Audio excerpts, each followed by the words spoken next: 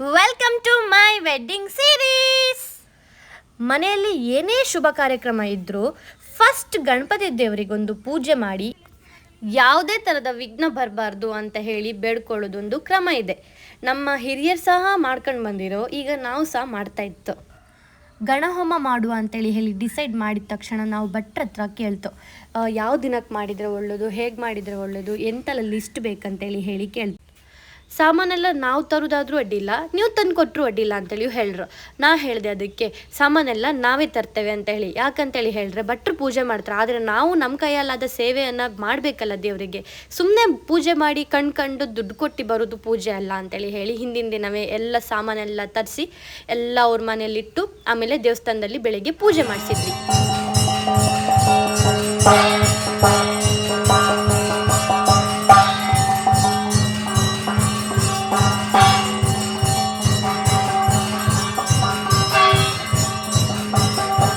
ನಾವು ನಮ್ಮ ಊರಿನ ಈಶ್ವರ ದೇವಸ್ಥಾನದಲ್ಲಿ ಪೂಜೆ ಮಾಡಿಸಿದ್ದು. ಭಟ್ರಿಗಂತೂ ತುಂಬ ಖುಷಿ ಆಯಿತು. ಅವರಂದು 3-4 ಸಲ ಹೇಳಿದರು, ಒಳ್ಳೆ ಹಲಸಿನ ಚಕ್ಕೆ ತಂದಿದ್ದೀರಾ ನೀವು, ಒಳ್ಳೆ ಪಂಚಕಜ್ಜಾಯನೂ ಅಷ್ಟೇ, ದೇವರಿಗೆ ನೈವೇದ್ಯ ಮಾಡಲಿಕ್ಕೆ ತುಂಬ ಒಳ್ಳೆಯದಾಗಿದೆ ಅಂತೇಳಿ ಎಲ್ಲ ಹೇಳ್ತಾಯಿದ್ರು. ಆವಾಗ ನಮ್ಗೆ ತುಂಬ ಖುಷಿ ಆಯಿತು. ನಾವು ಹಿಂದಿನ ದಿನ ಹೋಗಿ ಎಲ್ಲ ರೆಡಿ ಮಾಡಿ ತಂದದಕ್ಕೂ ಸಾರ್ಥಕ ಅಂತ ಅನಿಸ್ತು.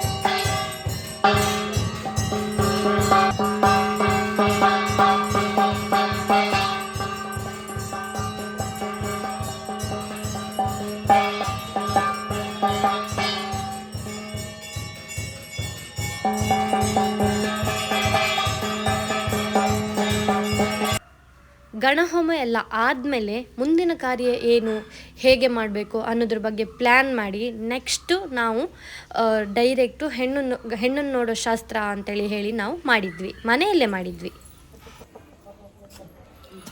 ನಾನು ಮತ್ತೆ ಪಾಪ ಮ್ಯಾಚಿಂಗ್ ಮಾಡ್ಕೊಂಡಿದ್ವಿ.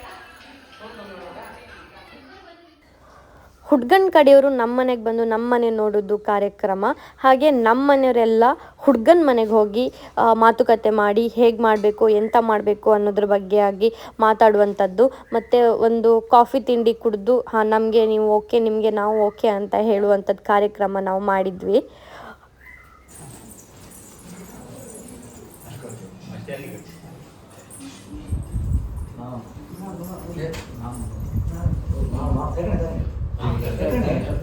ಎಲ್ಲರಿಗೂ ಕೊಡಿ, ಎಲ್ಲರಿಗೂ. ಹಾಂ,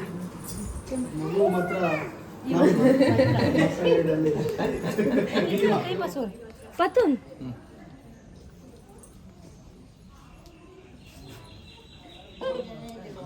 ಯಾವ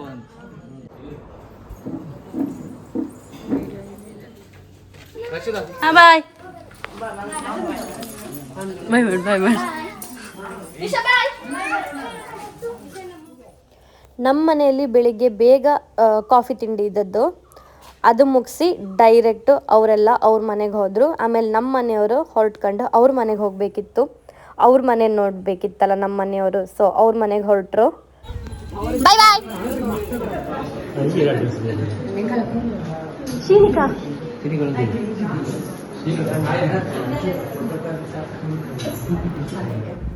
ಇಲ್ಲಿ ನಮ್ಮ ಮನೆಯವ್ರು ಮತ್ತು ಅವ್ರ ಮನೆಯವರು ಹೇಗೆ ಮಾಡಬೇಕು, ಎಂತ ಆಗಬೇಕು, ಹೇಗೆಲ್ಲ ಇರಬೇಕು ಅಂತೇಳಿ ಹೇಳಿ ಎಲ್ಲೆಲ್ಲಿ ಏನೇನು ಮಾಡಬೇಕಂತೇಳಿ ಹೇಳಿ ಡಿಸ್ಕಸ್ ಮಾಡ್ತಾ ಇದ್ದಾರೆ.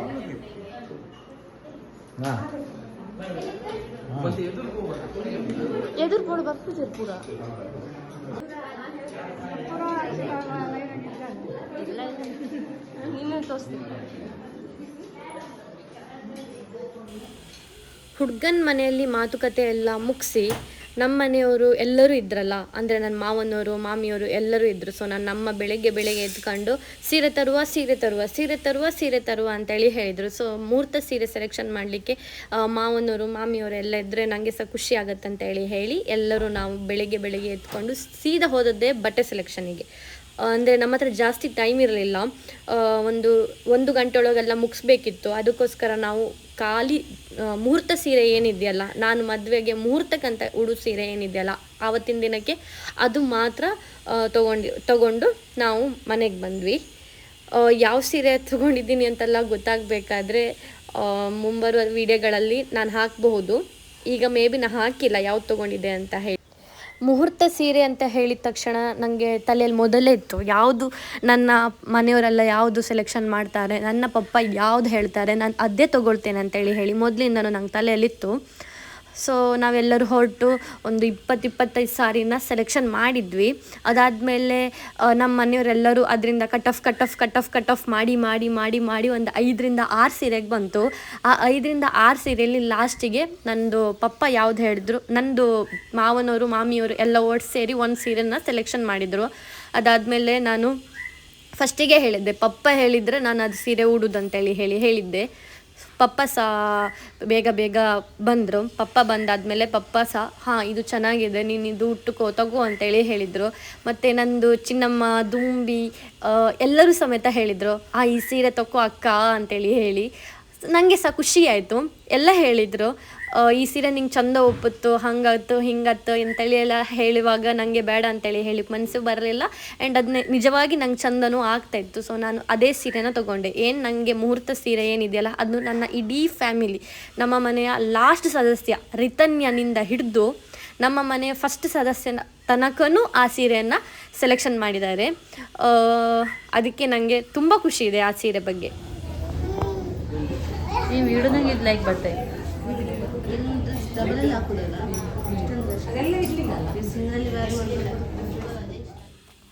ನಂದು ಸೀರೆ ಎಲ್ಲ ಸೆಲೆಕ್ಷನ್ ಆದಮೇಲೆ ನಮ್ಮ ಹತ್ರ ಇನ್ನೂ ಸ್ವಲ್ಪ ಟೈಮ್ ಇದ್ದಿತ್ತು.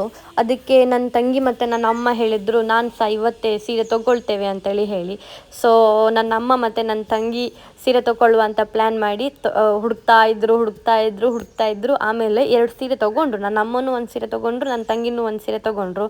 ಅಂದರೆ ಮದುಮಗಳ ಅಮ್ಮ ಮತ್ತು ಮದುಮಗಳ ತಂಗಿ ಅಲ್ಲ, ಅದಕ್ಕೆ ಎಲ್ಲ ಹೆಂಗೆ ಹೇಳ್ತಾರೆ ನೋಡೋಣ, ಒಂದು ಒಳ್ಳೆ ಸೀರೆ ಎಲ್ಲರೂ ಸೆಲೆಕ್ಷನ್ ಮಾಡಿದ್ದೆ ಒಂದು ಒಳ್ಳೆ ಸೀರೆನ ನಂಗೆ ಒಪ್ಪುವಂಥ ಒಳ್ಳೆ ಸೀರೆನ ತೊಗೊಳ್ಬೇಕಂತ ಹೇಳಿ ನನ್ನ ತಂಗಿ, ಹಾಗೇನೆ ಒಂದು ಒಳ್ಳೆ ಸೀರೆ ತೊಗೊಳ್ಬೇಕು ಅಂತ ಹೇಳಿ ನನ್ನ ಅಮ್ಮ ಇಬ್ಬರು ಒಟ್ಟು ಸೇರಿ ಆವತ್ತಿನ ದಿನವೇ ಸೀರೆ ತೊಗೊಂಡ್ರು. ಅದಾದಮೇಲೆ ನಾವು ಇನ್ನೂ ಶಾಪಿಂಗ್ ಇದೆ ನಮ್ಮದು, ಅಂದರೆ ನಂದು ಮಾವನವರಿಗೆ ಮಾಮಿಯವರಿಗೆ, ಆಮೇಲೆ ಮಕ್ಕಳಿಗೆ, ಇನ್ನೂ ದಡ್ಡನವರಿಗೆ ಮತ್ತು ಬೇರೆಯವರಿಗೆ ಕೊಡು ಸೀರೆಗಳೆಲ್ಲ ಇನ್ನೂ ಶಾಪ್ ಮಾಡಬೇಕಷ್ಟೇ. ಇನ್ನು ಮುಂಬರುವ ದಿನಗಳಲ್ಲಿ ಅದು ಸಹ ಮಾಡಲಿಕ್ಕೆ ಉಂಟು ನಮಗೆ. ಇವತ್ತಿಗೆ ನಾವು ಇಷ್ಟೇ ಶಾಪ್ ಮಾಡಿ ಮತ್ತು ಸ್ವಲ್ಪ ಆಚೆ ಈಚೆ ಎಲ್ಲ ನೋಡಿಕೊಂಡು ನೆಕ್ಸ್ಟು ಏನು ತೊಗೊಳ್ಬೇಕು ಅನ್ನೋದ್ರ ಬಗ್ಗೆ ಎಲ್ಲ ಥಿಂಕ್ ಮಾಡಿ ನಾವು ಮತ್ತೆ ಸಂಜೆ ಹೊರಟ್ವಿ.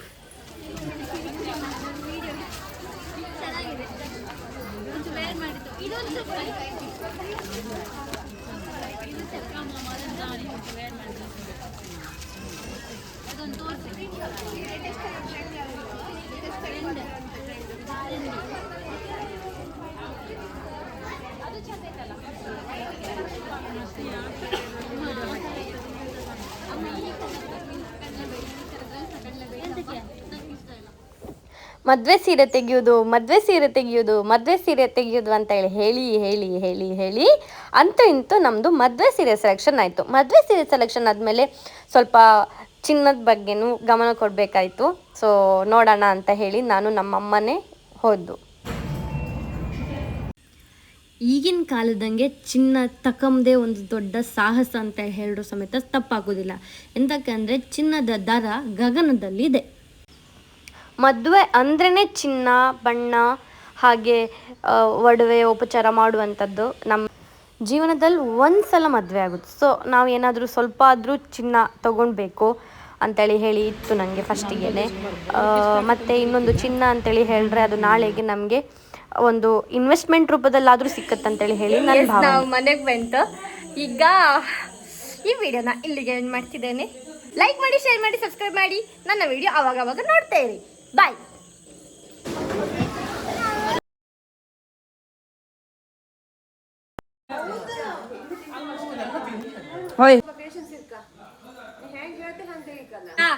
2 ನಿಮಿಷ.